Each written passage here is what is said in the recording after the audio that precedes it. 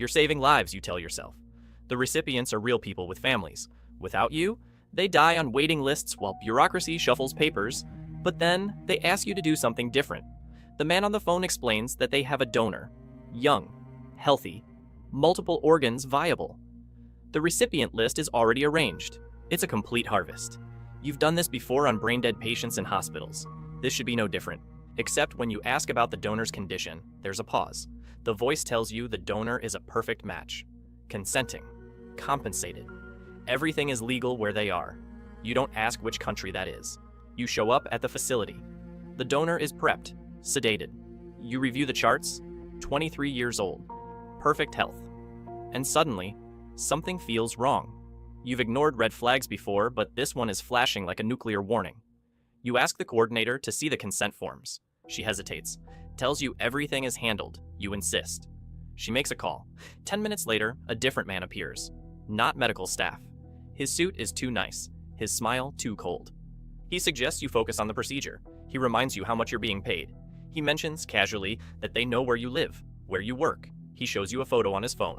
It's you entering your apartment building yesterday. The message is clear. You back away from the man, but there's nowhere to go. The room suddenly feels smaller, the walls closing in. Your hands are shaking, not from fear of the procedure, but from the realization that you've been an idiot. You thought you were a freelance surgeon making ethical compromises. You were never freelance. You were being recruited, tested, and now you're owned. The man's smile doesn't waver. He tells you the donor is waiting. The recipients are waiting. Everything is ready. You have a choice, he says, but his tone makes it clear you don't. You can walk out right now, go home, sleep in your comfortable bed, and tomorrow, maybe someone visits your hospital. Maybe they're not so friendly. Maybe your career ends with questions about where that sudden cash came from. Or you can go into that operating room, do what you're exceptional at, and everyone walks away happy. Well, almost everyone. Your medical training screams at you to refuse. The Hippocratic Oath echoes in your skull like a ghost, but your survival instinct is louder.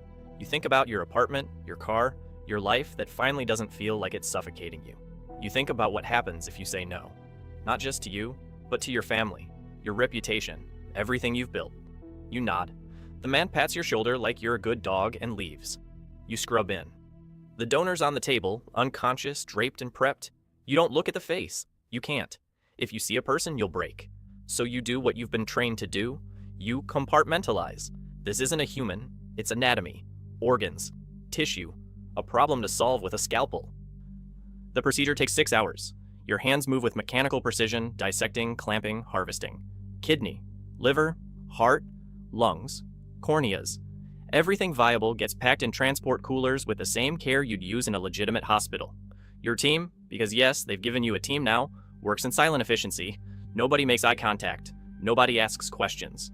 When it's done, you peel off your gloves and walk out without looking back. They pay you enough to buy a house. Cash, you don't deposit it. You bury it in a storage unit like a serial killer hiding evidence. Because that's what you are now, isn't it? You didn't kill anyone directly. You didn't pull a trigger or swing a blade.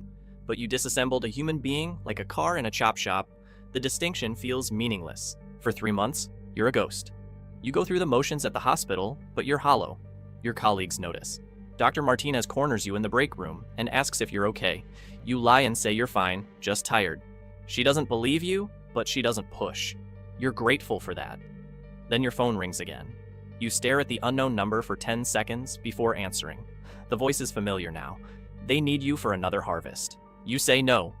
The word comes out stronger than you expected. There's a long pause. The voice asks if you're sure. You say yes, you're done. You hang up. 2 days later, you're leaving the hospital after a double shift. It's 3 in the morning.